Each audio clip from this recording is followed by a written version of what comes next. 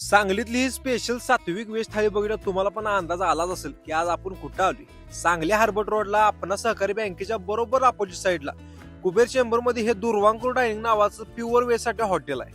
चला म्हटलं आज श्रावणात इथं जणका देऊया. आतमध्ये असा रस्ता जातोय बघा जिन्यातनं वर चढून जरा वर जायचं म्हणजे कसं खायला नॅट लागतं. पण आतमध्ये गेल्यावर इथला अँबियन्स बघितलं खरंच लय भारी वाटतं. जबरदस्त फील येतं इथं बसून जेवायला. पण दुर्वांकुर डायनिंग ह्या 260 रुपयाला अनलिमिटेड असलेल्या स्पेशल व्हेज थाळीसाठी फेमस आहे सांगलीत.